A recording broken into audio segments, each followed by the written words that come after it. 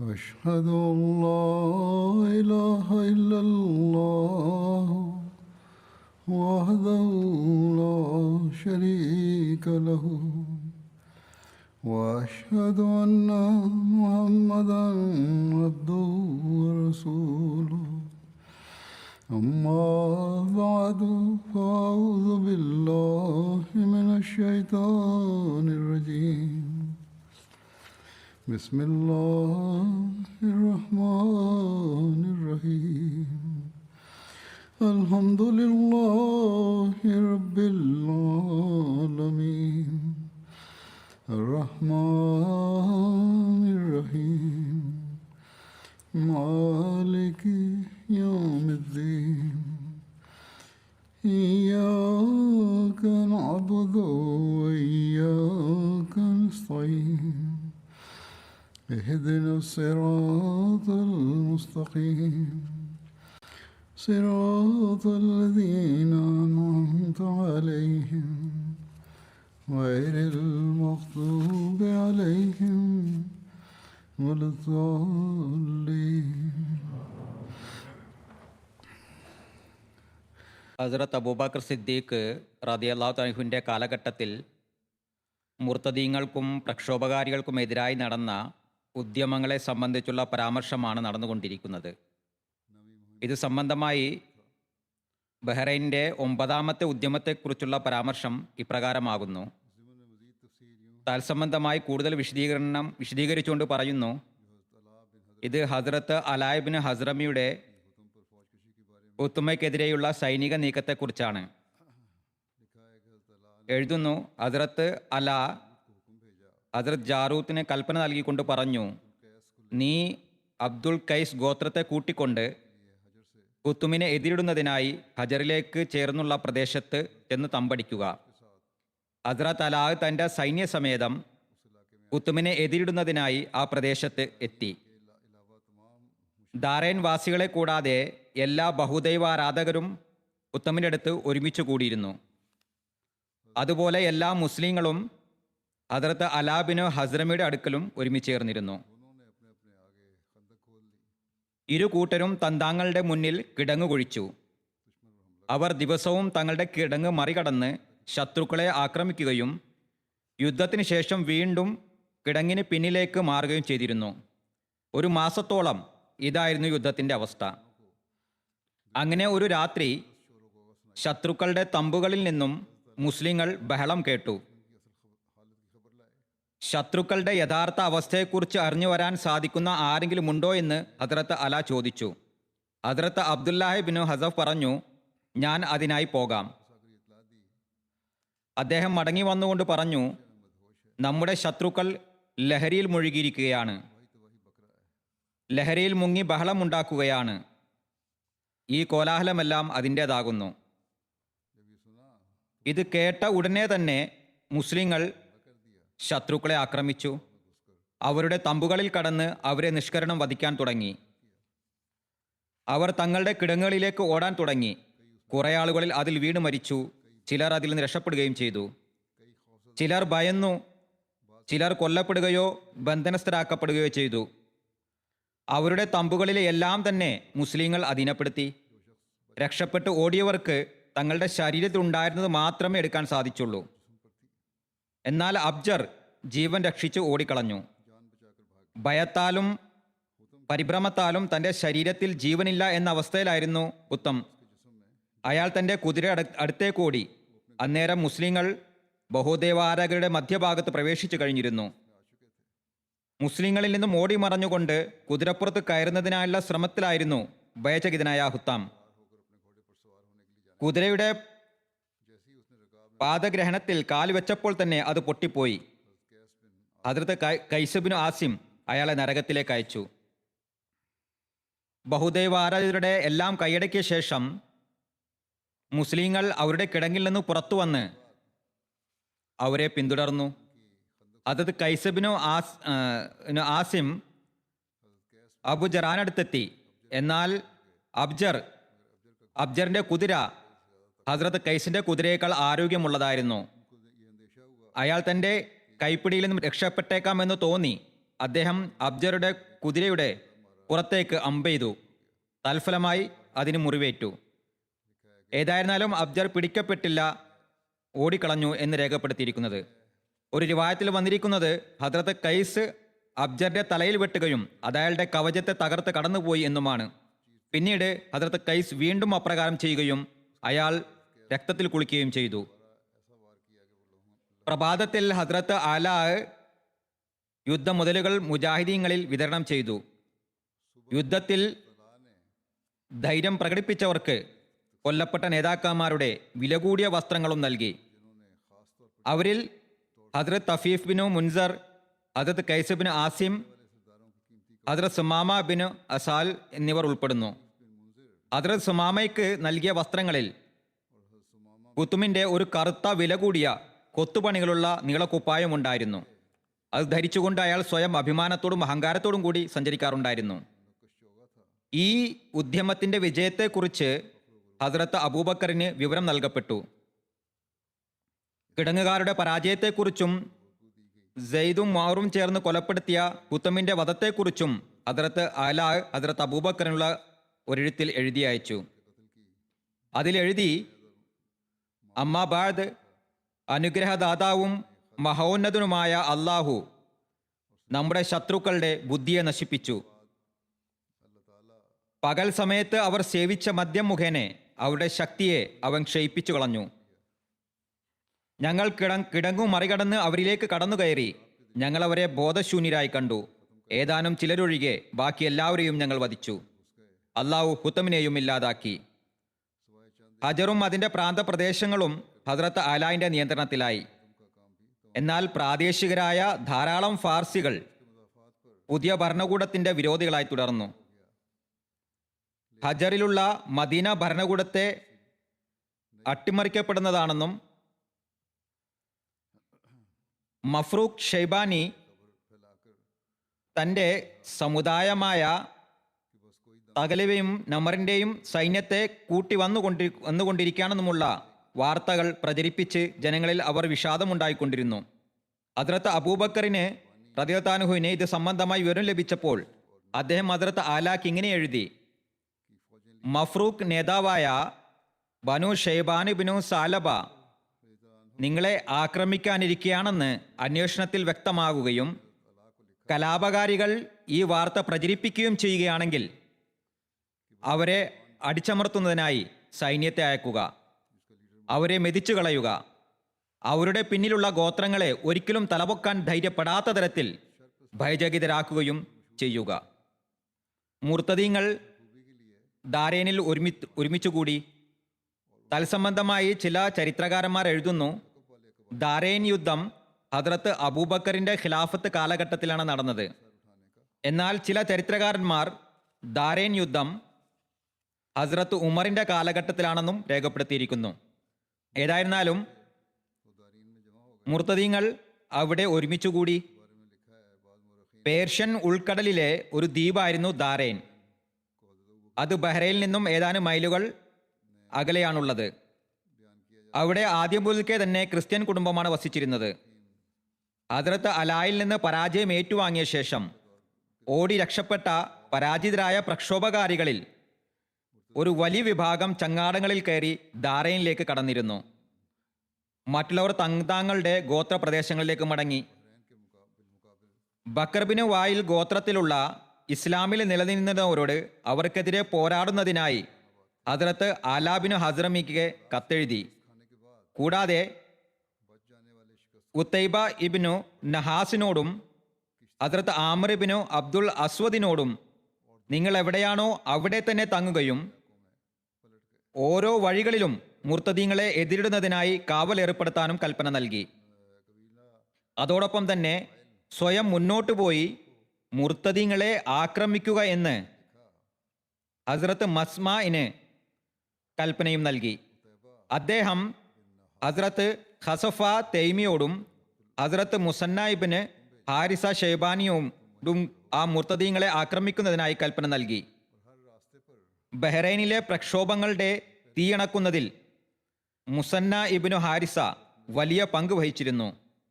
അദ്ദേഹം തന്റെ സൈന്യത്തോടൊപ്പം ഹസ്രത്ത് അലാബിനു ഹസ്രമിയെ സഹായിച്ചിരുന്നു. ബഹ്റൈനിൽ നിന്ന് വടക്കോട്ട് പുറപ്പെട്ട് ഖത്തീഫും ഹജറും പിടിച്ചടക്കി. ബഹ്റൈനിലുള്ള മുർത്തദീങ്ങളെ പിന്തുണ നൽകിയ പേർഷ്യൻ സൈന്യത്തെയും അവരുടെ പ്രവർത്തകരെയും പരാജയപ്പെടുത്തുന്നവരെ അദ്ദേഹം ഈ ഉദ്യമത്തിൽ മുഴുകിയിരുന്നു. മുർത്തദീങ്ങളുമായി യുദ്ധം ചെയ്യുന്നതിനായി ആ പ്രദേശത്ത് ഇസ്ലാമിൽ അടിയുറച്ചു നിന്നിരുന്നവരെ കൂടെ കൂട്ടിക്കൊണ്ട് ഹദർത്ത് അലാബിന് ഹസ്രമിയോടൊപ്പം ചേരുകയും ചെയ്തു. സമുദ്ര തീരത്തോടുകൂടി വടക്കു ഭാഗത്തേക്ക് അദ്ദേഹം മുന്നേറിക്കൊണ്ടിരുന്നു. ഹസ്രത്ത് അബൂബക്കർ ഹസ്രത്ത് മുസന്ന ഇബ്നു ഹാരിസയെ സംബന്ധിച്ച് ആരാഞ്ഞപ്പോൾ ഹസ്രത്ത് കൈസബിനു ആസിം പറഞ്ഞു, ഇദ്ദേഹം ഒരു അപരിചിതനോ പ്രസക്തമല്ലാത്ത വംശത്തിൽപ്പെട്ടവനോ മോശമായ വ്യക്തിയോ അല്ല, മറിച്ച് അത് മുസന്ന ബിനു ഹാരിസ ഷെബാനിയാകുന്നു. അങ്ങനെ ഹസ്രത്ത് മുസന്ന ബിനു ഹാരിസ ഷെബാനി മുർത്തദീങ്ങളെ തടയുന്നതിനായി വഴിയിലെ ഓരോ പ്രവേശന കവാടങ്ങളും നിലയുറപ്പിച്ചു. മുർത്തദീങ്ങളിൽ ചിലർ പശ്ചാത്തപിച്ച് മടങ്ങുകയും ഇസ്ലാം സ്വീകരിക്കുകയും ചെയ്തു. അത് അംഗീകരിക്കപ്പെടുകയും ചെയ്തു. മറ്റു ചിലർ പശ്ചാത്തപിച്ച് മടങ്ങുന്നതിനെ നിഷേധിക്കുകയും മതത്തെ ത്യജിക്കുന്നതിൽ നിലയുറപ്പിക്കുകയും ചെയ്തു. അവരെ അവരുടെ ദേശങ്ങളിലേക്ക് പോകുന്നതിൽ നിന്നും തടഞ്ഞു. അതിനാൽ അവർ വന്നിടത്തേക്ക് തന്നെ മടങ്ങുകയും അവസാനം അവർ ചങ്ങാടങ്ങളിലേറി ധാരയിൽ എത്തുകയും ചെയ്തു. അങ്ങനെ അള്ളാഹു അവരെ എല്ലാവരെയും ഒരിടത്ത് ഒരുമിച്ച് കൂട്ടി. ഹസ്രത്ത് അലാ ബഹുദൈവാരാധകരുടെ സൈന്യത്തിൽ ഉണ്ടായിരുന്ന സമയത്ത് തന്നെ, അവരുടെ ഇടയിൽ ഉണ്ടായിരുന്ന സമയത്ത് തന്നെ അദ്ദേഹത്തിന് സക്കറിസിബിനും ബക്കറിബിന് വായിലിന്റെ മറുപടി ലഭിച്ചു. അദ്ദേഹം അവർക്ക് എഴുതിയിരുന്നു, അതിൽ നിന്നും അവർ അള്ളാഹുവിന്റെ കൽപ്പനയനുസരിച്ച് പ്രവർത്തിക്കുന്നതാണെന്നും അദ്ദേഹത്തിന്റെ ലക്ഷ്യത്തെ അവർ പിന്തുണയ്ക്കുന്നതാണെന്നും അദ്ദേഹത്തിന് ബോധ്യമായി. അത് അല്ലാ തന്റെ ആഗ്രഹമനുസരിച്ചുള്ള വാർത്ത അവരിൽ നിന്ന് ലഭിച്ചപ്പോൾ, അതായത് അവർ മുസ്ലിങ്ങളാണെന്നും പ്രക്ഷോഭം ഉണ്ടാക്കുന്നതല്ലെന്നും യുദ്ധം ചെയ്യുന്നതല്ലെന്നും താൻ പോയ ശേഷം തന്റെ പിന്നിൽ ബഹ്റൈൻ വാസികളിൽ ആരും തന്നെ അനിഷ്ടകരമായ ഒരു സംഭവം അവർ ഉണ്ടാക്കുന്നതല്ലെന്നും ബോധ്യം വന്നപ്പോൾ അദ്ദേഹം പറഞ്ഞു, ഇപ്പോൾ മുസ്ലിങ്ങൾ എല്ലാവരും തന്നെ ധാരയിലേക്ക് പോകേണ്ടതാണ്. അവർക്ക് ധാരയിലേക്ക് മുന്നേറുന്നതിനുള്ള ക്ഷണം നൽകി. ഇനി വരുന്ന വിശദീകരണത്തിൽ ആ സംഭവത്തെ എപ്രകാരമാണ് വിവരിച്ചിരിക്കുന്നത് എന്നാൽ പ്രത്യക്ഷത്തിൽ അത് അസാധ്യമായി തോന്നുന്നതാണ്. എങ്ങനെയാണ് അവർ സമുദ്രം കടന്നുപോയെന്നുള്ള വിവരണത്തിൽ ഒരുപക്ഷെ ഒരു പരിധിവരെ സത്യമുണ്ടാകാം, അല്പം അതിശയോക്തിയും പ്രയോഗിച്ചിട്ടുണ്ടാകാം. ഏതായിരുന്നാലും അഥവാ എന്തെങ്കിലും സത്യമുണ്ടെങ്കിൽ അതിന്റെ വിശദീകരണം എന്നതിനെക്കുറിച്ച് അവസാനത്തിൽ പറയുന്നതായിരിക്കും. ഏതായിരുന്നാലും പറയുന്നു, ആ ദ്വീപിലേക്ക് എത്തിപ്പെടുന്നതിനായി മുസ്ലിങ്ങളുടെ പക്കൽ ചങ്ങാടങ്ങളൊന്നും ഉണ്ടായിരുന്നില്ല. അത് കണ്ടുകൊണ്ട് ഹദർത്ത് അലാബിനു ഹസ്രമി എഴുന്നേറ്റ് നിന്ന് ജനങ്ങളെ ഒരുമിച്ച് കൂട്ടി അവരുടെ മുന്നിൽ ഒരു പ്രഭാഷണം നടത്തി. അതിൽ അദ്ദേഹം പറഞ്ഞു, അള്ളാഹു നിങ്ങൾക്കായി പിശാചുക്കളുടെ സംഘങ്ങളെ ഒരുമിച്ച് കൂട്ടിയിരിക്കുകയാണ്. യുദ്ധത്തെ സമുദ്രത്തിലേക്ക് എത്തിച്ചിരിക്കുന്നു. അവൻ മുമ്പ് കരയിൽ തന്റെ അടയാളങ്ങൾ കാണിച്ചു തന്നിരുന്നു. ആ അടയാളങ്ങൾ മുഖേന സമുദ്രങ്ങളിലും നിങ്ങൾ പാഠം പഠിക്കുന്നതിനായി സ്വന്തം ശത്രുക്കളുടെ നേർക്ക് നീങ്ങുക, സമുദ്രത്തെ കീറിമുറിച്ചുകൊണ്ട് അവരിലേക്ക് മുന്നേറുക. കാരണം അള്ളാഹു അവരെ നിങ്ങൾക്കായി ഒരുമിച്ച് കൂട്ടിയിരിക്കുകയാണ്. അവരെല്ലാവരും മറുപടിയായി പറഞ്ഞു, അള്ളാഹു ആണ് സത്യം, ഞങ്ങൾ അങ്ങനെ തന്നെ ചെയ്യുന്നതാണ്. ദഹന താഴ്വരയിലെ ദൃഷ്ടാന്തം കണ്ടതിന് ശേഷം ജീവനുള്ളതുവരെ ഞങ്ങൾ അവരെ ഭയക്കുന്നതല്ല. തിബിരിയിലുള്ള ഒരു നിവേദനത്തിൽ എഴുതുന്നുണ്ട്, മുമ്പ് പരാമർശിച്ചതുമാണ് ആ ദൃഷ്ടാന്തമാണ്. മുസ്ലിങ്ങളുടെ ഓടിപ്പോയ ഒട്ടകങ്ങളും തിരിച്ചു വന്നു, വെള്ളത്തിന്റെ ഉറവയുമുണ്ടായി. അതിനെ പരാമർശിച്ചുകൊണ്ട് അവർ പറഞ്ഞു, ആ ദൃഷ്ടാന്തം ഞങ്ങൾ കണ്ടിരിക്കുന്നു. അതിനാൽ സമുദ്രതലത്തിലൂടെ കടന്നു പോകുന്ന ദൃഷ്ടാന്തങ്ങൾ ഞങ്ങൾ കാണുന്നതാണ്. ഹദരത്ത് അലാവും മുഴുവൻ മുസ്ലിങ്ങളും അവിടെ നിന്ന് നടന്ന് സമുദ്രതീരത്തെത്തി. ഹദരത്ത് അലാവും അദ്ദേഹത്തിന്റെ കൂട്ടാളികളും ദൈവസവിധത്തിൽ ഇങ്ങനെ പ്രാർത്ഥിച്ചു കൊണ്ടിരുന്നു, യാ അർഹമുർ റാഹിമീൻ, യാ കരീം, യാ ഹലീം, യാ അഹദ്, യാ സമദ്, യാ ഹയ്യു, യാ മുഹിൽ മൗത്ത്, യാ ഹയ്യു യാ ഖയ്യൂം, ലാ ഇലാഹ ലാ അൻത യാ റബ്ബന. അല്ലയോ കരുണ ചെയ്യുന്നവരിൽ ഏറ്റവും വലിയ കാരുണ്യവാനെ, അല്ലയോ ഔദാര്യവാനെ, അല്ലയോ സഹിഷ്ണുതയുള്ളവനെ, ഏകനായവനെ, അല്ലയോ നിരാശ്രയനായവനെ, ജീവനുള്ളവനും മറ്റുള്ളവരെ ജീവിപ്പിക്കുന്നവനുമായവനെ, മരിച്ചവരെ ജീവിപ്പിക്കുന്നവനെ, ജീവനുള്ളവനും മറ്റുള്ളവർക്ക് ജീവിതം നൽകുന്നവനുമായവനെ, സ്വയം നിലനിൽക്കുന്നവനും മറ്റുള്ളവർ നിലർത്തുന്നതുമായവനെ, അല്ലയോ ഞങ്ങളുടെ നാഥ, നീയല്ലാതെ ആരാധനയ്ക്കർഹൻ മറ്റാരുമില്ല.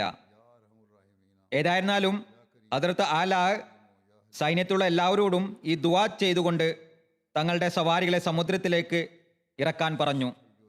അങ്ങനെ എല്ലാ മുസ്ലിങ്ങളും തങ്ങളുടെ സൈന്യാധിപനായ ഹദ്റത്ത് ആല ബിൻ ഹസ്രമിയെ പിൻപറ്റിക്കൊണ്ട് അദ്ദേഹത്തിന് പിന്നിലായി തങ്ങളുടെ കുതിരകളിലും കഴുതകളിലും ഒട്ടകങ്ങളിലും കോവർ കഴുതകളിലും കയറിക്കൊണ്ട് അവയെ സമുദ്രത്തിലേക്ക് ഇറക്കി. പിന്നീട് അള്ളാഹുവിന്റെ വിധി പോലെ അവർ ആ സമുദ്രത്തെ യാതൊരു നഷ്ടം കൂടാതെ മറികടന്നു. വെള്ളം തളിച്ച മൃദുവായ മണലിൽ സഞ്ചരിക്കുന്നത് പോലെയാണ് അവർക്ക് അനുഭവപ്പെട്ടത്. ഒട്ടകങ്ങളുടെ കാൽ ഒരിക്കലും മുങ്ങിയിരുന്നില്ല. മുസ്ലിങ്ങളുടെ ഒന്നും തന്നെ സമുദ്രത്തിൽ പാഴായി പോയില്ല. ഒരു ചെറിയ കിഴി നഷ്ടപ്പെട്ടെന്ന് പരാമർശമുണ്ട്. അതിനെയും ഹസ്രത്ത് ത്വൽഹ എടുത്തുകൊണ്ടുവന്നു. ഏതായിരുന്നാലും ദാറേൻ വരെയുള്ള യാത്ര ചങ്ങാടത്തിൽ ഒരു പകലും ഒരു രാത്രിയുമാണെന്ന് പറയപ്പെടുന്നു. എന്നാൽ ഈ സംഘം ഒരു പകലിന്റെ ചെറിയ ഭാഗത്തിൽ തന്നെ ഈ ദൂരം താണ്ടുകയുണ്ടായി. താരിഖ് തബ്രിയിൽ അതിന്റെ വിശദീകരണം ഇപ്രകാരമാണ് രേഖപ്പെടുത്തിയിരിക്കുന്നത്. എന്നാൽ ഇക്കാലഘട്ടത്തിലെ ചില എഴുത്തുകാർ അതിനെ വിശദീകരിച്ചുകൊണ്ട് എഴുതുന്നത്, സമുദ്രം കടന്നതിനെക്കുറിച്ച് പരാമർശിച്ച് എഴുതുന്നത്, ഒരുപക്ഷെ അന്നേരം പേർഷ്യൻ ഉൾക്കടലിൽ വേലിയിറക്കം ഉണ്ടായിരുന്നിരിക്കാം, അല്ലെങ്കിൽ നിവേദനത്തിൽ അതിശയോക്തി പ്രയോഗിച്ചിരിക്കാം. യഥാർത്ഥത്തിൽ മുസ്ലിങ്ങൾക്ക് പ്രാദേശികവാസികൾ മുഖേന ചങ്ങാടങ്ങൾ ലഭിച്ചുമിരിക്കാം. അതിൽ കയറിക്കൊണ്ടായിരിക്കാം അവർ കടൽ കടന്നത്. ഏതായിരുന്നാലും നിവേദനത്തിൽ ഒരിടത്തും തന്നെ അതിനെക്കുറിച്ചുള്ള വിശദീകരണമില്ല. പല ആളുകളാണ് ഈ നിവേദനം എഴുതിയിരിക്കുന്നത്. അവർ കടൽ കടന്നതിനെ കുറിച്ച് പരാമർശിച്ചിരിക്കുന്നു. എന്നാൽ മുസ്ലിങ്ങൾ ബഹ്റൈനിൽ എത്തി എന്നതിൽ സംശയമില്ല. എങ്ങനെയാണ് എത്തിയതെന്ന് അള്ളാഹുവിനറിയാം. ഇനിയുള്ളത് ദൃഷ്ടാന്തമാണ്. ഹദ്റത്ത് മുസ്ലിമോദ് റളിയല്ലാഹു അൻഹു തൻ്റെ ഒരു തഫ്സീറിൽ അടിസ്ഥാനപരമായ ഒരു മാർഗദർശനം ഇതിനെ സംബന്ധിച്ച് വിവരിച്ചിട്ടുണ്ട്. ഹദ്റത്ത് മൂസ അലൈഹിസ്ലാമിൻ്റെ സംഭവത്തെ പരാമർശിച്ചുകൊണ്ട് അത് ഞാൻ പറയുന്നതാണ്. ഹദ്റത്ത് മൂസ അലൈഹി ഇസ്ലാമിൻ്റെ പാലായന സമയത്ത് സമുദ്രം പിളർന്ന സംഭവത്തിന് വിശദീകരണവും വ്യാഖ്യാനവും നൽകിക്കൊണ്ട് പറയുന്നു, വിശുദ്ധ ഖുർആനിൽ വന്ന ഈ സംഭവം അദ്ദേഹം പറയുന്നു, വിശുദ്ധ ഖുർആന്റെ പരാമർശമനുസരിച്ച് സംഭവം ഇങ്ങനെയാണെന്ന് മനസ്സിലാകുന്നു. അതായത് ബനി ഇസ്രായേൽ സന്തതികൾ വിശുദ്ധ ഭൂമി ലക്ഷ്യം വെച്ചുകൊണ്ട് പോവുകയായിരുന്നു. അപ്പോൾ ഫിറൗന്റെ സൈന്യം പിന്നിലൂടെ വന്നെത്തി. അവരെ കണ്ട് ഇസ്രായേൽ സന്തതികൾ പരിഭ്രാന്തരാകുകയും തങ്ങൾ പിടിക്കപ്പെടുന്നതാണെന്ന് കരുതുകയും ചെയ്തു. എന്നാൽ അള്ളാഹു ഹദ്റത്ത് മൂസ മുഖേന അവർക്ക് സമാധാനം നൽകി. ഹദ്റത്ത് മൂസയോട് പറഞ്ഞു, നിന്റെ വടി കൊണ്ട് സമുദ്രത്തെ അടിക്കുക. തൽഫലമായി സമുദ്രത്തിൽ ഒരു വഴി രൂപപ്പെട്ടു. അവർ അതിലൂടെ മുന്നോട്ട് ഗമിച്ചു. അവർക്കിരുവശവും മണൽക്കുന്നുപോലെ വെള്ളമുണ്ടായിരുന്നു. അതായത് വളരെ ഉയരത്തിൽ കാണപ്പെട്ടു. ഫിറഔന്റെ സൈന്യം അവരെ പിന്തുടർന്നു. എന്നാൽ ഇസ്രായേൽ സന്തതികൾ സുരക്ഷിതമായി കടന്നു കഴിഞ്ഞപ്പോൾ വെള്ളം മടങ്ങി വരികയും മിസ്രികൾ മുങ്ങിപ്പോവുകയും ചെയ്തു. തുടർന്ന് എഴുതുന്നു, ഈ സംഭവത്തെ മനസ്സിലാക്കുന്നതിനായി നാം ഓർക്കേണ്ട വസ്തുത, വിശുദ്ധ ഖുർആന്റെ അധ്യാപനമനുസരിച്ച് എല്ലാ അത്ഭുത ദൃഷ്ടാന്തങ്ങളും അള്ളാഹുവിന്റെ പക്കൽ നിന്നുണ്ടാകുന്നതെന്നാണ്. അതിൽ ഒരു മനുഷ്യന്റെയും കൈകടത്തുകളില്ല. അതിനാൽ ഹദ്റത്ത് മൂസ വടിയെടുക്കുന്നതും സമുദ്രത്തിൽ അടിക്കുന്നതും കേവലം ഒരു അടയാളത്തിന് വേണ്ടി മാത്രമായിരുന്നു. അല്ലാതെ ഹദ്റത്ത് മൂസയുടെ വടിക്ക് സമുദ്രം ചുരുങ്ങിപ്പോയതിൽ ഒരു കൈകടത്തലുമില്ല. സമുദ്രം ചുരുങ്ങിയതിൽ ആ വടിയുടെ ഒരു കൈകടത്തലുമില്ല. അതുപോലെ മനസ്സിലാക്കേണ്ട മറ്റൊരു വസ്തുത, വിശുദ്ധ ഖുർആന്റെ വാക്കുകളിൽ നിന്ന് ഒരിക്കലും സമുദ്രം രണ്ട് കഷ്ണങ്ങളായെന്നോ പിളർന്നെന്നോ അതിലൂടെ ഹദ്റത്ത് മൂസ അലൈഹി ഇസ്ലാം കടന്നു പോയെന്നോ സ്ഥാപിതമാകുന്നില്ല. മറിച്ച് വിശുദ്ധ ഖുർആനിൽ ഈ സംഭവത്തെ സംബന്ധിച്ച് രണ്ട് പദങ്ങളാണ് ഉപയോഗിച്ചുള്ളത്. ഒന്ന് ഫറഖുൻ, മറ്റൊന്ന് ഇൻഫലക്ക. അതിന്റെ അർത്ഥം വിട്ടുപോകുക എന്നാണ്. ചുരുക്കത്തിൽ വിശുദ്ധ ഖുർആനിലെ വാക്കനുസരിച്ച് ഈ സംഭവത്തിന്റെ വിശദാംശം ഇപ്രകാരമാണെന്ന് മനസ്സിലാക്കാം. അതായത് ഇസ്രായേൽ സന്തതികൾ കടന്നു പോകുന്ന സമയത്ത് സമുദ്രം വിട്ടുമാറിയിരുന്നു. അതായത് തീരത്തു നിന്നും അകന്നിരുന്നു. അപ്പോൾ രൂപപ്പെട്ട കരയിലൂടെ ഇസ്രായേൽ സന്തതികൾ കടന്നുപോയി. സമുദ്രതീരത്ത് ഇപ്രകാരം സംഭവിക്കാറുണ്ട്. നെപ്പോളിയൻ സിറിയയെ ആക്രമിച്ചപ്പോൾ അദ്ദേഹവും തന്റെ സൈന്യത്തിന്റെ ഒരു ഭാഗസമേതം ചെങ്കടലിന്റെ തീരത്തുകൂടി വേലിയിറക്ക സമയത്ത് കടന്നുപോയിരുന്നുവെന്നും അവർ കടന്നുപോയിക്കൊണ്ടിരിക്കുമ്പോൾ വേലിയേറ്റ സമയം വന്നെത്തുകയും വളരെ ബുദ്ധിമുട്ടിയാണ് രക്ഷപ്പെട്ടതെന്നും അദ്ദേഹത്തിന്റെ ജീവചരിത്രത്തിൽ രേഖപ്പെട്ട് കിടക്കുന്നുണ്ട്. ഈ സംഭവത്തിലുള്ള ദൃഷ്ടാന്തം, അതായത് ഹദ്റത്ത് മൂസയുടെ സംഭവത്തിലുള്ള ദൃഷ്ടാന്തം എന്തെന്നാൽ, അള്ളാഹു ഇസ്രായേൽ സന്തതികളെ വേലിയിറക്ക സമയത്ത് സമുദ്രതീരത്ത് എത്തിക്കുകയും ഹദ്റത്ത് മൂസ കൈയുയർത്തിയ സമയത്ത് തന്നെ അള്ളാഹുവിന്റെ കൽപ്പനയാൽ വെള്ളം താഴാൻ തുടങ്ങുകയും ചെയ്തു. എന്നാൽ ഫിറഔന്റെ സൈന്യം സമുദ്രത്തിൽ പ്രവേശിച്ചപ്പോൾ അസാധാരണമായ തടസ്സങ്ങൾ അവരുടെ മാർഗത്തിൽ രൂപപ്പെടുകയും ആ സൈന്യത്തിന് വളരെ സാവധാനത്തിൽ മാത്രമേ ഇസ്രായേൽ സന്തതികളെ പിന്തുടരാൻ സാധിക്കുകയും ഉണ്ടായുള്ളൂ. അവർ സമുദ്രത്തിലായിരുന്ന സമയത്ത് തന്നെ വേലിയേറ്റം ഉണ്ടാവുകയും ശത്രുക്കൾ മുങ്ങിത്താഴുകയും ചെയ്തു. വേലിയേറ്റവും വേലിയിറക്കവും സമുദ്രത്തിൽ ഉണ്ടായിക്കൊണ്ടിരിക്കുന്നതാണ്. ഒരു സമയത്ത് വെള്ളം തീരത്ത് നിന്ന് വളരെയധികം പിന്നോട്ട് പോകുന്നു, മറ്റൊരു സമയത്ത് അത് തീരത്തേക്ക് അടിച്ചു കയറുകയും ചെയ്യുന്നു. സമുദ്രം പിളർന്ന സംഭവത്തിന് ഇത് വേലിയിറക്കത്തിന്റെയും വേലിയേക്കത്തിന്റെയും അവസ്ഥയുമായിട്ടാണ് ബന്ധമുള്ളത്. വേലിയിറക്ക സമയത്താണ് ഹദ്റത്ത് മൂസ അലൈഹി ഇസ്ലാം സമുദ്രത്തിലൂടെ കടന്നുപോയത്. സമുദ്രം വളരെ പിന്നിലേക്ക് പോയിരുന്നു. അതിനുശേഷം ഫിറൗനെത്തി. കുറഞ്ഞത് ഒരു ദിവസത്തിന് ശേഷമെങ്കിലുമാണ് കഷ്ടപ്പെട്ട് ഫിറൗൻ അവരുടെ അടുക്കിലെത്തിയപ്പോൾ ഹദ്റത്ത് മൂസ അലൈഹി ഇസ്ലാം സമുദ്രത്തിന്റെ വരണ്ട ഭാഗത്തോടുകൂടെ വളരെയധികം മുന്നോട്ടെത്തി കഴിഞ്ഞിരുന്നു. അദ്ദേഹം സമുദ്രത്തെ മറികടന്നു പോകുന്നത് കണ്ടപ്പോൾ ഫിറൗൻ ഉടൻ തന്നെ തന്റെ രഥങ്ങൾ സമുദ്രത്തിലേക്ക് ഇറക്കി. എന്നാൽ സമുദ്രത്തിലെ നനഞ്ഞ മണൽ രഥത്തിന് നാശകാരിയായി മാറി. അയാളുടെ രഥങ്ങൾ അതിൽ പൂണ്ടുപോകാൻ തുടങ്ങി. എത്രത്തോളം താമസം നേരിട്ട് വന്നാൽ വേലിയേറ്റ സമയം വന്നെത്തുകയും വെള്ളം ഉയരാൻ തുടങ്ങുകയും ചെയ്തു. ഇപ്പോൾ അയാൾക്ക് രണ്ട് കാര്യങ്ങൾ ബുദ്ധിമുട്ടായി മാറി. മുന്നോട്ട് പോകാനും മാർഗമില്ല, പിന്നോട്ട് മടങ്ങാനും സാധ്യമല്ലാതായി. തൽഫലമായി സമുദ്രം വരെ വിഴുങ്ങുകയും അയാളും അയാളുടെ ധാരാളം കൂട്ടാളികളും സമുദ്രത്തിൽ മുങ്ങിത്താഴുകയും ചെയ്തു. വേലിയേറ്റ സമയമായിരുന്നതിനാലും സമുദ്രജലം തീരത്തേക്ക് ഒഴുകിയ കാരണത്താലും അവരുടെ ജഡങ്ങൾ തീരത്തേക്ക് കൊണ്ടുവന്നെറിഞ്ഞിരുന്നു. ഏതായിരുന്നാലും മുസ്ലിങ്ങൾ എങ്ങനെയൊക്കെയോ ധാരയിലെത്തി. ഞാൻ പരാമർശിച്ചതുപോലെ അങ്ങനെയും സംഭവിച്ചിരിക്കാം. വേലിയേറ്റവും വേലിയിറക്കവും പോലുള്ള സംഭവം ഉണ്ടായിരുന്നിരിക്കാം. ധാരയിലെത്തിയ ശേഷം അവിടെ വെച്ച് മുസ്ലിങ്ങളും മുർത്തദീങ്ങളും തമ്മിൽ പോരാട്ടമുണ്ടായി. അങ്ങേയറ്റം രക്തരൂക്ഷിതമായ യുദ്ധം നടന്നു. അതിൽ അവരെല്ലാവരും തന്നെ, അതായത് വിദ്രോഹികൾ, കൊല്ലപ്പെട്ടു. വിവരം അറിയിക്കാനായി പോലും ഒരാളും ശേഷിച്ചില്ല. മുസ്ലിങ്ങൾ അവരുടെ വീട്ടുകാരെ ദാസികളോ ദാസരോ ആക്കി മാറ്റി. അവരുടെ സമ്പാദ്യത്തെ കൈവശപ്പെടുത്തി. കുതിര സവാരിക്കാരായ ഓരോരുത്തർക്കും 6000-ഉം കാൽ സവാരിക്കായ പോരാളികൾക്ക് ഓരോരുത്തർക്കും 2000 ദിർഹവും യുദ്ധ മുതലായി ലഭിച്ചു. സമുദ്രതീരത്ത് നിന്ന് അവരിലേക്ക് എത്തുന്നതിനും അവരുമായി പോരാടുന്നതിനും മുസ്ലിങ്ങൾക്ക് പകൽ മുഴുവനും ചെലവായി. അതിനുശേഷം അവർ അവിടെ നിന്നും മടങ്ങി. ഹദ്റത്ത് സുമാമ ഇബ്നു അസാലിന്റെ ഷഹാദ് സംബന്ധിച്ച് എഴുതുന്നു, ഹദ്റത്ത് അലാ ഇബ്നു ഹസ്റമി അവിടെ തങ്ങാൻ ആഗ്രഹിച്ചവരെ ഒഴികെ ബാക്കി എല്ലാവരെയും കൂട്ടി തിരിച്ചു വന്നു. തിരിച്ചു വന്നവരിൽ ഹദ്റത്ത് സുമാമ ബിൻ അസലും ഉണ്ടായിരുന്നു. അബ്ദാ ബിനു ഹസഫ് പറയുന്നു, ഞങ്ങൾ ബനു കൈസ് ബിനു സാലയുടെ ഒരു അരുവിക്കടുത്ത് തങ്ങിയിരുന്നു. ജനങ്ങളുടെ ദൃഷ്ടി ഹദ്റത്ത് സുമാമയിൽ പതിച്ചു. അവർ ഹുത്തമിന്റെ ആ നീളക്കുപ്പായം അദ്ദേഹത്തിന്റെ ദേഹത്ത് കണ്ടു. ഇത് ഹുത്തമിന്റെ വധത്തിന് ശേഷം യുദ്ധം മുതലായി ഹദ്റത്ത് സുമാമയ്ക്ക് നൽകപ്പെട്ട ഹുത്തമിന്റെ അതേ കുപ്പായമായിരുന്നു. അവർ ഒരാളെ അന്വേഷിക്കാനായി പറഞ്ഞുവിട്ടു, അതായത് ആ ഗോത്രക്കാർ സമാമയോട് ഈ കുപ്പായം എവിടുന്ന് കിട്ടിയെന്ന് ചോദിക്കാൻ.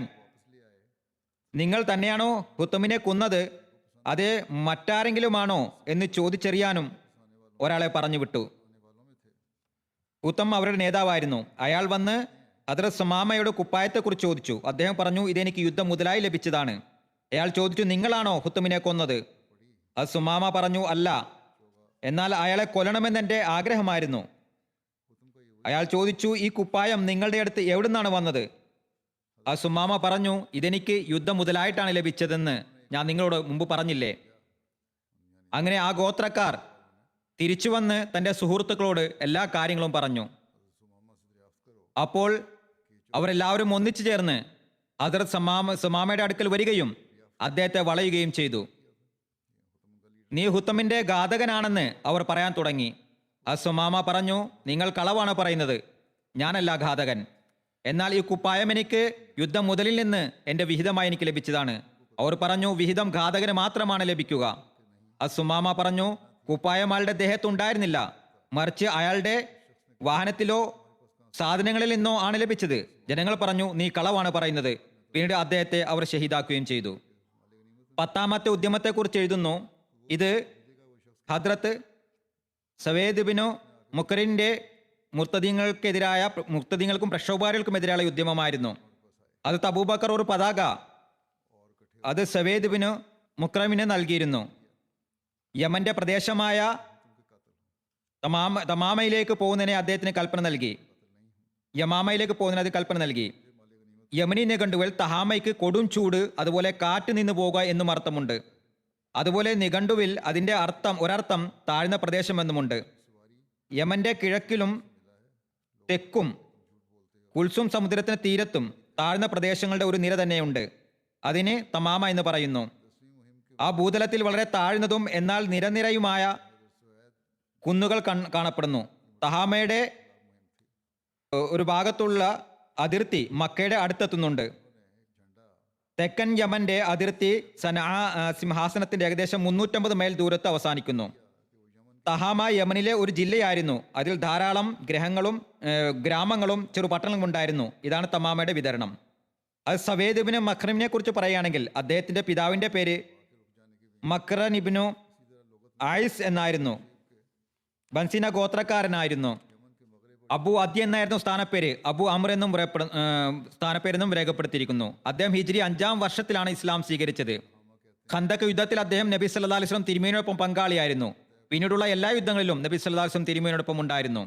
അദ്ദേഹം ഇറാന്റെ വിജയങ്ങളിൽ വളരെയധികം മികച്ച പ്രകടനം നടത്തിയ ഹദ്രത്ത് നുമാ ഇബ്നു മുഖ്റമിന്റെ സഹോദരനായിരുന്നു. ഹദ്രത്ത് സബേദിന്റെ തഹാമയിലേക്കുള്ള യാത്രയെ സംബന്ധിച്ചും മുർത്തദീങ്ങൾക്കെതിരിൽ അദ്ദേഹത്തിന്റെ പ്രവർത്തനങ്ങളെ സംബന്ധിച്ചും ചരിത്ര ഗ്രന്ഥങ്ങളിൽ വിവരണങ്ങളൊന്നും ലഭ്യമല്ല. എന്നിരുന്നാലും ചരിത്ര ഗ്രന്ഥങ്ങളിൽ തമാമയുടെ പരിത്യാഗത്തെയും വിദ്രോഹികളെയും സംബന്ധിച്ചുള്ള വിവരങ്ങൾ ഇപ്രകാരം കിടക്കുന്നുണ്ട്. നബി സല്ലല്ലാഹു അലൈഹി വസല്ലം തിരുമേനി ഹിജ്റ 10ാം വർഷം ഹജ്ജത്തുൽ വിദാന് ശേഷം യമനിൽ സക്കാത്ത് പിരിക്കുന്നവരെ നിയമിച്ചു. നബി സല്ലല്ലാഹു അലൈഹി വസല്ലം തിരുമേനി യമനെ 7 ഭാഗങ്ങളായി വിഭജിച്ചിരുന്നു. തിഹാമയിൽ താഹിർ ഇബ്നു അബു ഹാലയെ കാര്യദർശിയായി നിയമിച്ചു. തഹാമയിൽ താഴ്ന്ന നിലയിലുള്ള അറബികളെ കൂടാതെ 2 വലിയ പ്രാധാന്യമുള്ള ഗോത്രങ്ങളും ഉണ്ടായിരുന്നു. ഒന്ന് അക്, രണ്ടാമത്തത് അഷാർ. താരിഖ് തിബ്രിയിൽ എഴുതുന്നു, ഏറ്റവും ആദ്യം ഹസ്രത്ത് അർതാബ് ഇബ്നു അസൈദും ഹസ്രത്ത് ഉസ്മാൻ ഇബ്നു അബുൽ ആസും ഹസ്രത്ത് അബൂബക്കറിന് എഴുതി, ഞങ്ങളുടെ പ്രദേശത്ത് മുർത്തദീങ്ങൾ മുസ്ലിങ്ങളെ ആക്രമിച്ചിരിക്കുന്നു. മുർത്തദീങ്ങൾ കേവലം മുർത്തദീങ്ങൾ മാത്രമായിരുന്നില്ല, മറിച്ച് മുമ്പും പറഞ്ഞതുപോലെ തന്നെ അവർ മുസ്ലിങ്ങളെ ആക്രമിക്കുകയും ചെയ്തിരുന്നു. ഇവിടെയും അതുതന്നെയായിരുന്നു അവസ്ഥ. അങ്ങനെ ഹസ്രത്ത് ഇത്താബ് തന്റെ സഹോദരനായ ഹസ്രത്ത് ഖാലിദ് ബിനു ഉസൈദിനെ തഹാമക്കാരെ അടിച്ചമർത്തുന്നതിനായി അയച്ചു. അവിടെ ബനു മദ്ലജിന്റെ ഒരു വലിയ സംഘവും കലായുടെയും കഹാനയുടെയും വിവിധ സംഘങ്ങളും ബനു മദ്ലജിന്റെ കുടുംബമായ ബനു ഷനൂബിലെ ജുന്ദബിനു ഷൽമയുടെ നേതൃത്വത്തിൽ ഇസ്ലാമിനെ ഉപേക്ഷിച്ചുകൊണ്ട് പോരാടാൻ ഒരുമിച്ച് കൂടിയിരുന്നു. ശത്രുക്കൾ തമ്മിൽ ഏറ്റുമുട്ടി. അത് ഖാലിദ് ബിൻ ഉസൈദ് അവരെ പരാജയപ്പെടുത്തുകയും വേർപെടുത്തുകയും ചെയ്തു. ധാരാളം പേരെ വധിക്കുകയും ചെയ്തു. ഇതിൽ ബനു ഷുഐബിലെ ആളുകളാണ് ഏറ്റവും അധികമായി വധിക്കപ്പെട്ടത്. അതിനുശേഷം അവരുടെ അംഗസംഖ്യ വളരെ ചുരുങ്ങിയതായി. ഈ സംഭവം ഹസ്രത്ത് ഇത്താദിന്റെ പ്രദേശങ്ങളെ ഇസ്ലാം ഉപേക്ഷിക്കുന്ന പ്രശ്നങ്ങളിൽ നിന്ന് പരിശുദ്ധമാക്കി തീർത്തു. ജുന്ദബ് ഓടിപ്പോവുകയും കുറച്ചു നാളുകൾക്ക് ശേഷം ഇസ്ലാം സ്വീകരിക്കുകയും ചെയ്തു. ഒരു നിവേദനത്തിൽ വന്നിരിക്കുന്നു, നബി സല്ലല്ലാഹു അലൈഹി വസല്ലം തിരുമേനിയുടെ വിയോഗത്തിന് ശേഷം തിഹാമയിൽ ഏറ്റവും കൂടുതൽ പ്രക്ഷോഭം അഴിച്ചുവിട്ടത് അക് ഗോത്രവും അഷാർ ഗോത്രവുമായിരുന്നു. അതിന്റെ വിശദീകരണം ഇപ്രകാരമാകുന്നു: അവർക്ക് നബി സല്ലല്ലാഹു അലൈഹി വസല്ലം തിരുമേനിയുടെ വിയോഗത്തെപ്പറ്റി അറിയിപ്പ് ലഭിച്ചപ്പോൾ അവരിൽ നിന്നുള്ള വിവിധ ആളുകൾ ഒരുമിച്ച് കൂടി. പിന്നീട് ഖസം ഗോത്രക്കാരും അവരോടൊപ്പം ചേർന്നു. അവർ സമുദ്രതീരത്തുള്ള അയലാബ് എന്ന സ്ഥലത്ത് തമ്പടിച്ചു. അവരോടൊപ്പം നേതാവില്ലാത്ത സൈനികരും ചേർന്നു. അയലാബും മക്കയുടെ സമുദ്രതീരത്തിനിടയിലുള്ള അക് ഗോത്രത്തിന്റെ പ്രദേശമായിരുന്നു. ഹസ്രത്ത് ത്വാഹിർ ബിനു അബൂ ഹാല ഇത് സംബന്ധമായി അബൂബക്കറിന് അറിയിപ്പ് നൽകുകയും സ്വയം അവരെ നേരിടുന്നതിനായി പുറപ്പെടുകയും ചെയ്തു. തന്റെ പുറപ്പാടിനെ സംബന്ധിച്ചും അദ്ദേഹം അബൂബക്കറിനെ അറിയിക്കുകയുണ്ടായി. അത് താഹിറിനോടൊപ്പം മസ്റൂഖ് അക് ഗോത്രത്തിലെയും മുർത്തദീങ്ങളും ഉണ്ടായിരുന്നു. അവസാനം അലാബിൽ വെച്ച് അവരെ കണ്ടുമുട്ടി അവിടെ ഘോരയുദ്ധം നടക്കുകയും അള്ളാഹു അവർക്ക്, അതായത് ശത്രുക്കൾക്ക് പരാജയം നൽകുകയും ചെയ്തു. മുസ്ലിങ്ങൾ അവരെ നിഷ്കരണം വധിച്ചു. വഴികളിൽ മുഴുവനും അവരുടെ മൃതശരീരങ്ങളുടെ ദുർഗന്ധം വ്യാപിച്ചു. മുസ്ലിങ്ങൾക്ക് മഹത്തായ ഒരു വിജയം ലഭിക്കുകയും ചെയ്തു. തിഹാമയിലെ മുർത്തദീങ്ങളുടെ സംഭവത്തെക്കുറിച്ച് ഒരു രചയിതാവ് എഴുതുന്നു, തിഹാമയിലെ മുർത്തദീങ്ങളെ അമർച്ച ചെയ്യുന്നതിൽ ഏറ്റവും പ്രധാനി താഹിർ ബിനു ഷാബി ഹാല ആയിരുന്നു. അദ്ദേഹം നബി സല്ലല്ലാഹു അലൈഹി വസല്ലം തിരുമേനിയിൽ തിഹാമയിലെ കാര്യദർശിയായി നിയമിക്കപ്പെട്ട വ്യക്തിയായിരുന്നു. അത് അഷ്അരി ഗോത്രക്കാരുടെ രാജ്യമായിരുന്നു. പിന്നീട് അബൂബക്കർ ഉക്കാഷ ഇബ്നു സൗദിന് തിഹാമയിൽ താമസിക്കുന്നുള്ള കൽപ്പന നൽകി. കൂടാതെ തന്നോടൊപ്പം അവിടുത്തെ വാസികൾ ഒരുമിച്ച് കൂട്ടി കൽപ്പനയെ കാത്തിരിക്കുക എന്നും പറഞ്ഞു. അതായത് ഹസ്രത്ത് അബൂബക്കറിന്റെ കൽപ്പനയെ. ഹസ്രത്ത് ഉക്കാഷ നബി സല്ലല്ലാഹു അലൈഹി വസല്ലം തിരുമേനിയുടെ വിയോഗ സമയത്ത് 2 പ്രദേശങ്ങളിൽ, അതായത് സക്കാസിക്, സുക്കൂൻ എന്നിവിടങ്ങളിലെ കാര്യദർശിയായി നിയമിതനായിരുന്നു. ഹസ്രത്ത് അബൂബക്കർ ബജീല ഗോത്രത്തിലേക്ക് ജലീബിന് അബ്ദുല്ല ബജലിയെ തിരിച്ചയക്കുകയും അവർക്ക് ഇപ്രകാരം കൽപ്പന നൽകുകയും ചെയ്തു: അവർ സ്വന്തം സമുദായത്തിലെ ഉറച്ചു നിൽക്കുന്ന മുസ്ലിങ്ങളെ കൂട്ടി ഇസ്ലാമിൽ നിന്ന് പുറത്തുപോയവരുമായി യുദ്ധം ചെയ്യുക. പിന്നീട് ഹസം ഗോത്രത്തിലേക്ക് എത്തുക. അവരിലുള്ള മുർത്തദുകളുമായും യുദ്ധം ചെയ്യുക. ജസീർ സ്വന്തം ഉദ്യമത്തിനായി പുറപ്പെട്ടു. സിദ്ദീഖ് അക്ബർ റളിയല്ലാഹു അൻഹു നൽകിയ കൽപ്പന പൂർത്തിയാക്കുകയും ചെയ്തു. അല്പം പേരൊഴികെ ആരും തന്നെ അവിടെ എതിരിടാൻ വന്നില്ല. അദ്ദേഹം അവരെ വധിക്കുകയും ചിതറി ഓടിക്കുകയും ചെയ്തു. ഉദ്യമങ്ങളെക്കുറിച്ചാണ് പറഞ്ഞുകൊണ്ടിരുന്നത്. അടുത്തത് ഇൻഷാ അല്ലാഹ് 11-ാം ഉദ്യമത്തെക്കുറിച്ചുള്ള പരാമർശമായിരിക്കും. ഇപ്പോൾ ഞാൻ ഏതാനും പരേതരെക്കുറിച്ച് സ്മരിക്കാൻ ആഗ്രഹിക്കുന്നു. അവരിൽ 2 പേർ ബുർക്കിന ഫാസോയിലെ നമ്മുടെ യുവാക്കളാണ്. ജൂൺ 11-ാം തീയതി വൈകുന്നേരം അവർ തങ്ങളുടെ പ്രദേശമായ ഡോരിയുടെ റീജിയനിലെ സ്ഥലത്ത് ഒരു ഗ്രാമത്തിലായിരുന്നു.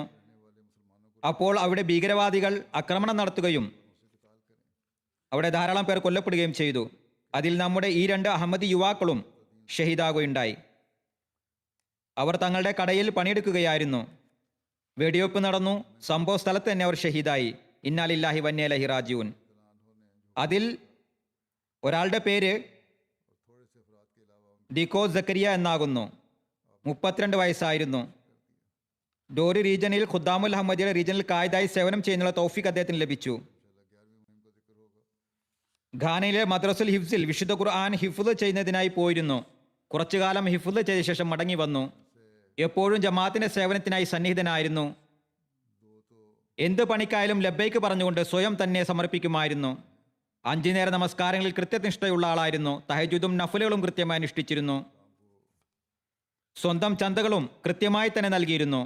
മാസ വരുമാനത്തെ കൂടാതെ എന്ത് വരുമാനമുണ്ടായാലും അതിന്റെ ചന്തയും അദ്ദേഹം ഉടൻ തന്നെ നൽകിയിരുന്നു. ജമാഅത്തിനോടും ഖിലാഫത്തിനോടും സത്യസന്ധമായ സ്നേഹമായിരുന്നു. ജുമാ ഖുത്ബ സ്ഥിരമായി കേട്ടിരുന്നു. MTA മറ്റു പരിപാടികൾ വളരെ ഉത്സാഹത്തോടെ കാണുമായിരുന്നു. അദ്ദേഹത്തിന്റെ പ്രാദേശിക മിഷണറി പറയുന്നു, അദ്ദേഹവുമായുള്ള അവസാന കൂടിക്കാഴ്ചയിൽ അദ്ദേഹം പറഞ്ഞത് കാലത്തിന്റെ ഖലീഫുമായി കൂടിക്കാഴ്ച നടത്തുക എന്നത് അദ്ദേഹത്തിന്റെ വലിയ ആഗ്രഹമായിരുന്നു എന്നാണ്. കാലത്തിന്റെ ഖലീഫുമായി കൂടിക്കാഴ്ച നടത്താനുള്ള സൗഭാഗ്യം എപ്പോഴാണ് ലഭിക്കുക എന്ന് ചെയ്തിരുന്നു. മൂല്യം സാബ് എഴുതുന്നു, അദ്ദേഹം ഒരു മാതൃകാ സേവകനായിരുന്നു. സംതപ്ത കുടുംബാംഗങ്ങളിൽ അദ്ദേഹത്തിന്റെ ഭാര്യയും 2 പെൺകുട്ടികളും ഒരു മകനുമുണ്ട്. 2ാമത്തെ ഷഹീദ് ഡേക്കോ മൂസ സാഹിബ് ആകുന്നു.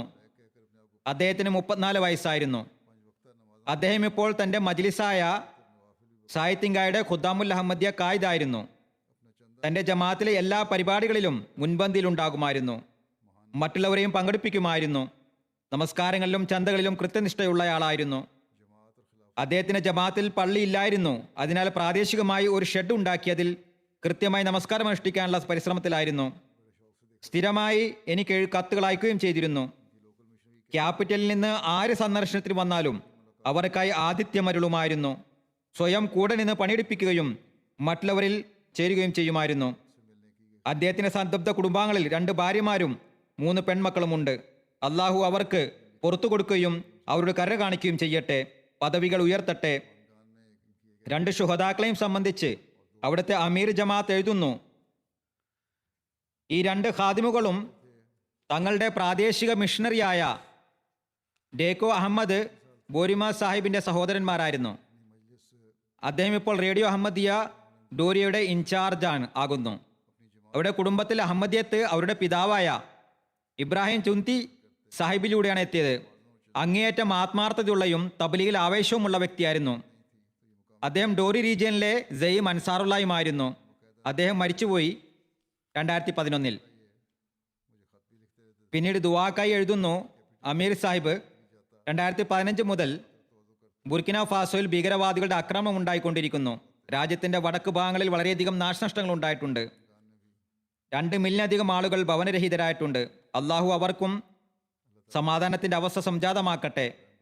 ലോകത്തിപ്പോൾ നടമാടിക്കൊണ്ടിരിക്കുന്ന സാമൂഹിക രാഷ്ട്രീയ അവസ്ഥകൾ ഈ ഭീകരവാദത്തിന്റെ സാധ്യതകളെ കൂടുതൽ വളർത്തുകയും ചെയ്യുന്നു. അള്ളാഹു തന്നെ മനുഷ്യത്വത്തിനു മേൽ കരുണ ചെരിയുമാറാകട്ടെ, അവർക്ക് ബുദ്ധി നൽകട്ടെ. 2 ശുഹദാക്കളെയും സംബന്ധിച്ച് അവിടുത്തെ അമീർ ജമാഅത്ത് എഴുതുന്നു, ഈ 2 ഖാദിമുകളും തങ്ങളുടെ പ്രാദേശിക മിഷണറിയായ ദോക്കോ അഹമ്മദ് ബോരിമ സാഹിബിന്റെ സഹോദരന്മാരായിരുന്നു. അദ്ദേഹം ഇപ്പോൾ റേഡിയോ അഹമ്മദിയ ഡോറിയുടെ ഇൻചാർജ് ആകുന്നു. അവരുടെ കുടുംബത്തിൽ അഹമ്മദിയത്ത് അവരുടെ പിതാവായ ഇബ്രാഹിം ജുന്തി സാഹിബിലൂടെയാണ് എത്തിയത്. അങ്ങേയറ്റം ആത്മാർത്ഥതയുള്ളതും തബ്ലീഗിൽ ആവേശവുമുള്ള വ്യക്തിയായിരുന്നു അദ്ദേഹം. ഡോറി റീജിയനിലെ സെയ്ം അൻസാറുള്ളയുമായിരുന്നു അദ്ദേഹം മരിച്ചുപോയിരിക്കുന്നു 2011. പിന്നീട് ദുആക്കായി എഴുതുന്നു അമീർ സാഹിബ്, 2015 മുതൽ ബുർക്കിന ഫാസോയിൽ ഭീകരവാദികളുടെ ആക്രമണം ഉണ്ടായിക്കൊണ്ടിരിക്കുന്നു. രാജ്യത്തിന്റെ വടക്ക് ഭാഗങ്ങളിൽ വളരെയധികം നാശനഷ്ടങ്ങൾ ഉണ്ടായിട്ടുണ്ട്. 2 മില്യണിലധികം ആളുകൾ ഭവനരഹിതരായിട്ടുണ്ട്. അള്ളാഹു അവർക്കും സമാധാനത്തിന്റെ അവസ്ഥ സംജാതമാക്കട്ടെ. ലോകത്ത് ഇപ്പോൾ നടമാടിക്കൊണ്ടിരിക്കുന്ന സാമൂഹിക രാഷ്ട്രീയ അവസ്ഥകൾ ഈ ഭീകരവാദത്തിന്റെ സാധ്യതകളെ കൂടുതൽ വളർത്തുകയാണ് ചെയ്യുന്നത്. അള്ളാഹു തന്നെ മനുഷ്യത്വത്തിനു മേൽ കരുണ ചൊരിയട്ടെ, അവർക്ക് ബുദ്ധി ഉണ്ടാകട്ടെ. രണ്ടാമതായി സ്മരിക്കുന്നത് സിന്ധിലെ ഉമർപൂർ ജില്ലയിലുള്ള സാദിഖ്പൂർ ഗ്രാമത്തിലെ നൗറമ്മാൻ സാഹിബിന്റെ മകനായ മുഹമ്മദ് യൂസുഫ് ബലോച്ച് സാഹിബിനെയാണ്. കഴിഞ്ഞ ദിവസം അദ്ദേഹം വഫാത്തായിരുന്നു. ഇന്നാലില്ലാഹി വ ഇന്നാ ഇലൈഹി റാജിഊൻ. ബലൂച്ചിലുള്ള ദേറ ഗാസി ഖാനിലാണ് അദ്ദേഹം ജനിച്ചത്. 1934 ഹദ്റത്ത് മൗലാന ഗുലാം റസൂൽ രാജ്കി സാഹിബ് മുഖാന്തിരമാണ് അവരുടെ കുടുംബത്തിന് അഹമ്മദിയത്ത് ലഭിച്ചത്. പാകിസ്ഥാൻ നിലവിൽ വന്ന ശേഷം പലായനം ചെയ്തുകൊണ്ട് സാദിഖ്പൂർ ഉമർകോട്ടിലുള്ള തഹീക്ക് ജദീദിന്റെ ഭൂമിയിടത്ത് എത്തിച്ചേർന്നു. പിന്നീട് കുറച്ചു കാലം പ്രഭുവിലും താമസിച്ചു.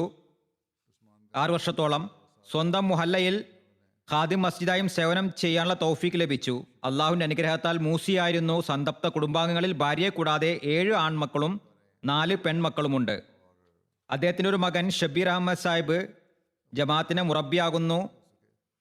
ഇന്നാളുകളിൽ ഐവറി കോസ്റ്റാണ് സേവനം ചെയ്യുന്നത്. പ്രവർത്തന മേഖലയിലായിരുന്നതുകൊണ്ട് സ്വന്തം പിതാവിന്റെ ജനാസയിൽ പങ്കെടുക്കാൻ സാധിച്ചില്ല. മർഹൂമിന്റെ 2 പേരമക്കളും ജമാഅത്തിന്റെ മുറബിമാരാകുന്നു. അദ്ദേഹത്തിന്റെ മകനായ ഷബീർ സാഹിബ് മുറബി സിൻസിൽ എഴുതുന്നു, ധാരാളം ഗുണവിശേഷങ്ങളുടെ ഉടമസ്ഥനായിരുന്നു അദ്ദേഹം. കുട്ടിക്കാലം മുതൽ ഞങ്ങൾ അദ്ദേഹത്തെ തഹജ്ജുദ് കൃത്യനിഷ്ഠമായി അനുഷ്ഠിക്കുന്നതായി കാണുന്നു. നിത്യവും സുബൈക്ക് ശേഷം ഉച്ചത്തിൽ തിലാവത്ത് ചെയ്യുമായിരുന്നു. ഖിലാഫത്തിന്റെ അങ്ങേയറ്റം സ്നേഹമുള്ള വ്യക്തിയായിരുന്നു. പറയുന്നു, ഞാൻ വീട്ടിൽ പോയപ്പോഴെല്ലാം തന്നെ എന്നെ വിളിച്ചിരുത്തി പറയുമായിരുന്നു, എൻ്റെ 2 കാര്യങ്ങൾ എപ്പോഴും ഓർത്തിരിക്കേണ്ടതാണ്. ഖിലാഫത്തിനോട് എപ്പോഴും കൂലർ പുലർത്തുക, സ്വന്തം വഖഫിന്റെ അവകാശത്തെ പൂർത്തിയാക്കുക. പറയുന്നു, അതിഥികളെ വളരെയധികം സേവിച്ചിരുന്നു. വഴിപോക്കരെ വീട്ടിലേക്ക് കൂട്ടിക്കൊണ്ടുവരുമായിരുന്നു. അനുശോചനം അറിയിക്കുന്നതിനായി ധാരാളം അനഹമ്മദികളും ഹിന്ദുക്കളും മറ്റും വന്നിരുന്നു. വളരെ നല്ല വാക്കുകളാൽ അദ്ദേഹത്തെ സ്മരിക്കുകയുമുണ്ടായി. ഞങ്ങളുടെ പിതാവ് മരണപ്പെട്ടു എന്നാണ് പറഞ്ഞത്.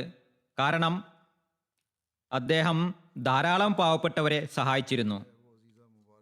മൂന്നാമതായി സ്മരിക്കുന്നത് പ്രിയപ്പെട്ട മുബാരിസ ഫാറൂഖ് വഖഫെനൌനെയാണ്. റബുവക്കാരിയാണ്. ഫാറൂഖ് അഹമ്മദ് സാഹിബിന്റെ മകളായിരുന്നു. കഴിഞ്ഞ ദിവസം അവരും വഫാത്തായിരുന്നു. ഇന്നാ ലില്ലാഹി വ ഇന്നാ ഇലൈഹി റാജിഊൻ. ഈ കുട്ടിക്ക് 11 വയസ്സായിരുന്നപ്പോൾ കറണ്ടിന്റെ ഹൈ ടെൻഷൻ വയറിനെ കൈകൊണ്ട് സ്പർശിച്ച കാരണത്താൽ അവരുടെ 2 കൈയും പ്രവർത്തനരഹിതമായിരുന്നു. പിന്നീട് 2 കൈകളും മുറിച്ച് മാറ്റേണ്ടതായും വന്നു. എന്നാൽ ആ നിലയിലും അവർ ധൈര്യം കൈവെടിഞ്ഞില്ല. വിദ്യാഭ്യാസം തുടർന്നു. ആദ്യം അവർ വായ കൊണ്ട് പേന പിടിച്ചെഴുതുന്നതിനായി പ്രാക്ടീസ് ചെയ്തു. പിന്നീട് 2 കൈമുട്ടുകൊണ്ടും പേന പിടിച്ചെഴുതുന്നതിനായി പരിശീലനം നടത്തി. അങ്ങനെ ചുരുങ്ങിയ മാസങ്ങൾക്കുള്ളിൽ തന്നെ വളരെ നല്ല കൈയക്ഷരത്തിൽ എഴുതാൻ തുടങ്ങി. വിദ്യാഭ്യാസവും തുടർന്നുകൊണ്ടിരുന്നു. കുറച്ചു കാലത്തിന് ശേഷം ഈ കുടുംബം റബോയിലേക്ക് താമസം മാറ്റി. അവിടെയും വിദ്യാഭ്യാസം തുടർന്നു. 2013 നല്ല മാർക്കോടുകൂടി BA പാസ്സായി. പിന്നീട് താലീമുൽ ഇസ്ലാം കോളേജിൽ നിന്ന് അറബിയിൽ MA ചെയ്തു.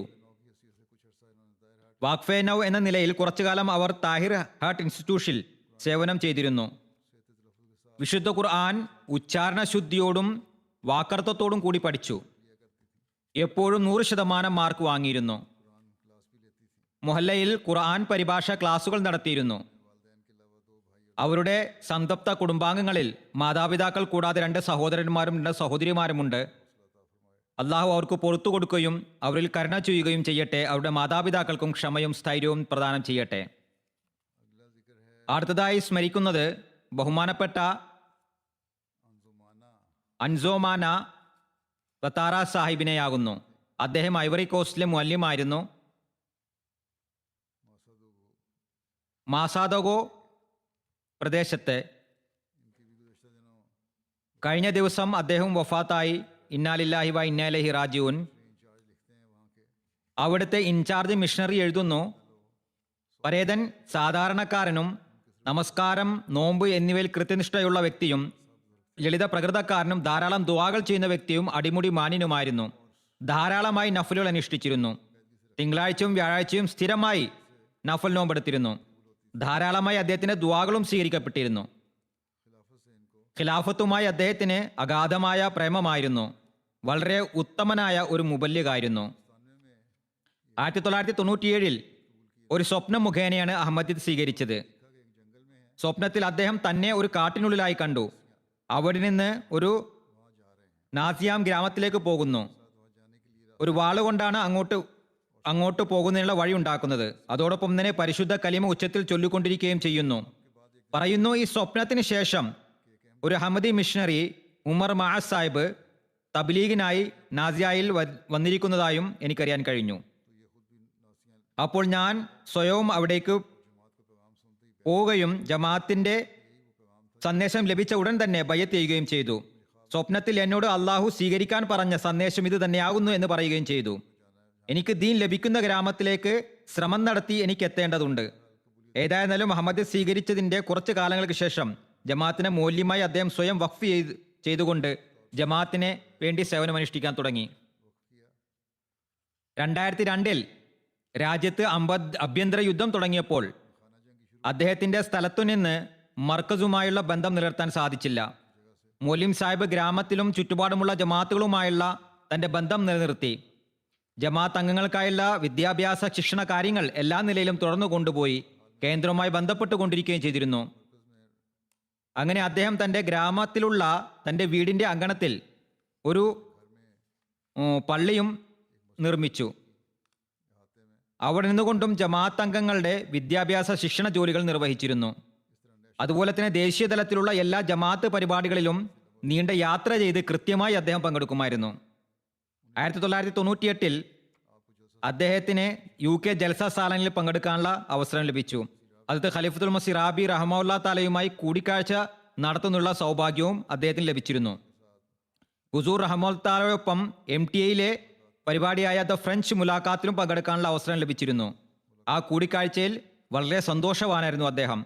ഈ കൂടിക്കാഴ്ച തൻ്റെ ജീവിതത്തിലെ വളരെ സുന്ദരമായ ഭാഗമാണെന്നും അതിനെ എനിക്ക് വിവരിക്കാൻ സാധിക്കുന്നില്ല എന്നും അദ്ദേഹം ജനങ്ങളോട് പറയുമായിരുന്നു. 2004 ഞാൻ ബുർക്കിന ഫാസോ സന്ദർശിച്ചപ്പോൾ അവിടെ വെച്ച് അദ്ദേഹം എന്നെ കാണുകയുണ്ടായി. പറഞ്ഞു, ഞാൻ ജീവിതത്തിൽ കൂടിക്കാഴ്ച നടത്തുകയാണ്. ഞാൻ എൻ്റെ ഒരു പുതുജീവിതം കാരണത്താലാണ് കൂടിക്കാഴ്ച നടത്താൻ കഴിഞ്ഞത്. താങ്കളുടെ സന്ദർശനം കാരണത്താലാണ് അള്ളാഹു ഈ സൗഭാഗ്യവും എനിക്ക് നൽകിയത്, എനിക്ക് അനുഗ്രഹങ്ങൾ ലഭിച്ചുകൊണ്ടിരിക്കുന്നത്. പറയുന്നു, 2 മാസം മുമ്പ് എനിക്ക് ഗുരുതരമായ രോഗം പിടിപെട്ടിരുന്നു.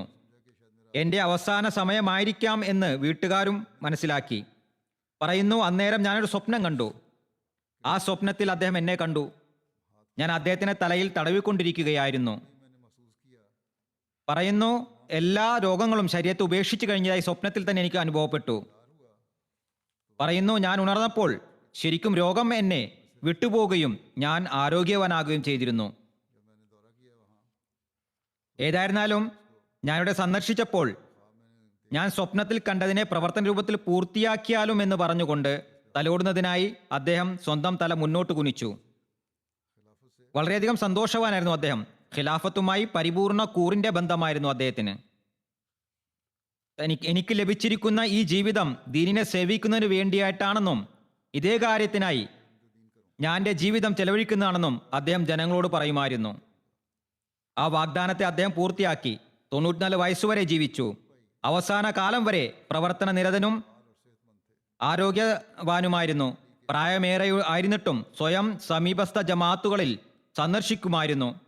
2008 അദ്ദേഹവുമായി 2ാമത്തെ കൂടിക്കാഴ്ച നടന്നിരുന്നു. ഞാൻ ഘാനയിൽ പോയപ്പോൾ അദ്ദേഹവും അവിടെ വന്നിരുന്നു. ഘാനയിലെ ജൂബിലി ജലസയിൽ അദ്ദേഹം പങ്കെടുത്തിരുന്നു. വളരെ സന്തോഷവാനായിരുന്നു. മിഷണറി ബന്ദൂക്കു സായി പറയുന്നു, പാകിസ്ഥാനി മുബല്ലിങ്ങളോട് വളരെ സ്നേഹമേറിയ ബന്ധമായിരുന്നു. വളരെ സൗമ്യതയോടും എളിമയോടും കൂടി അവരെ കണ്ടിരുന്നു. വളരെ ആദരവും ബഹുമാനവും കാണിച്ചിരുന്നു. സാമ്പത്തിക ത്യാഗത്തിലും മുൻപന്തിയിലായിരുന്നു. കൃത്യമായി ചന്ത നൽകിയിരുന്നു. പറയുന്നു, ഈ വർഷം ജനുവരി അവസാനത്തിൽ ഞാൻ എൻ്റെ ഗ്രാമത്തിൽ സന്ദർശനത്തിനായി പോയപ്പോൾ മൊല്ലിൻ സാബ് എന്നോട് പറഞ്ഞു, ഈ വർഷം ഞാൻ ഇവിടുന്ന് പോകുന്നതായിരിക്കും. ഞാൻ പറഞ്ഞു, താങ്കൾ എവിടേക്കെങ്കിലും യാത്ര പോവുകയാണോ? പറഞ്ഞു, ഇല്ല, ഞാൻ ഈ ലോകത്തിൽ നിന്ന് തന്നെ പോകുന്നതാണ്. കാരണം ഞാൻ ഈ വർഷം വളരെ സന്തോഷവാനാണ്. മുബല്ലി പറയുന്നു, പിന്നീട് അദ്ദേഹം പറഞ്ഞു, ഞാൻ അള്ളാഹുവിന് വേണ്ടിയാണ് പണിയെടുത്തത്, ജീവിതകാലം മുഴുവൻ പണിയെടുത്തത്. ഇനി ഞാൻ ശമ്പളം വാങ്ങാൻ അള്ളാഹുവിൻ്റെ അടുക്കലേക്ക് പോവുകയാണെന്ന ഉറച്ച ബോധ്യം എനിക്ക് വന്നു കഴിഞ്ഞു. മരണത്തിന് ഒരാഴ്ച മുമ്പ് അദ്ദേഹം തൻ്റെ കുടുംബത്തോട് പറഞ്ഞു, ഇനി എനിക്ക് അള്ളാഹുമായി ഒരാഴ്ചത്തേക്കുള്ള കരാറ് കൂടിയുള്ളൂ. ഒരാഴ്ചയാണ് ശേഷിക്കുന്നത്. ഒരാഴ്ച കഴിഞ്ഞ് അടുത്ത ജുമാക്ക് അതിരാവിലെ പതിവ് പോലെ എഴുന്നേറ്റു. തഹജ്ജുദിനായി വുളു എടുത്തു. വുളു പൂർത്തിയാക്കിയപ്പോൾ തന്നെ അതേ സ്ഥലത്ത് വെച്ച് തന്റെ യഥാർത്ഥ സൃഷ്ടാവുമായി അദ്ദേഹം കണ്ടുമുട്ടി. തലകറക്കം അനുഭവപ്പെടുകയും അവിടെ തന്നെ വീഴുകയും ചെയ്തു. ചുരുക്കത്തിൽ ഇത്തരത്തിൽ പ്രതിഫലം ആഗ്രഹിക്കാത്തവരും ആത്മാർത്ഥതയും കൂറുമുള്ള ദൂരദിക്കുകളിൽ താമസിക്കുന്ന ജനങ്ങളെയും അള്ളാഹു ഹദ്റത്ത് മസീഹ് മൗഊദ് അലൈഹി സ്വലാത്തു വസ്സലാമിന് നൽകിയിരിക്കുന്നു. അവർ ഇസ്ലാമിന്റെ സന്ദേശം ലോകത്ത് പ്രചരിപ്പിച്ചു കൊണ്ടിരിക്കുകയാണ്. അള്ളാഹു ഇത്തരത്തിലുള്ള സേവനം ചെയ്യുന്നവരായ നിസ്വാർത്ഥരെ എപ്പോഴും ജമാഅത്ത് നൽകിക്കൊണ്ടിരിക്കട്ടെ. സന്തപ്ത കുടുംബാംഗങ്ങളിൽ 5 ആൺമക്കളും 6 പെൺകുട്ടികളുമാണുള്ളത്. അള്ളാഹുവിന്റെ അനുഗ്രഹത്താൽ എല്ലാവരും അഹമ്മദിയത്തിൽ നിലനിൽക്കുന്നു. അള്ളാഹു അവർക്ക് സ്ഥൈര്യം പ്രദാനം ചെയ്യട്ടെ. സ്വന്തം പിതാവിന്റെ കാലടികളെ പിൻപറ്റുന്നവരാകട്ടെ. ജുമാ നമസ്കാര ശേഷം അവരെല്ലാവരുടെയും ജനാസ ഗായിബ് നമസ്കരിപ്പിക്കുന്നതായിരിക്കും.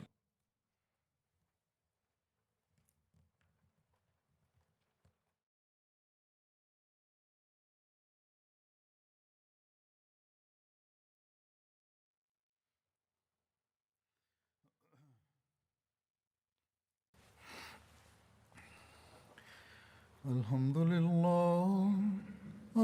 لله نحمده ونستعينه ونستغفره ونؤمن به ونتوكل عليه ونعوذ بالله من شرور أنفسنا ومن سيئات أعمالنا من يهده الله فلا مضل له ومن يضلل فلا هادي له ونشهد أن لا إله إلا الله ونشهد أن محمدا عبده ورسوله عباد الله رحمكم الله إن الله يأمر بالعدل والإحسان وإيتاء ذي القربى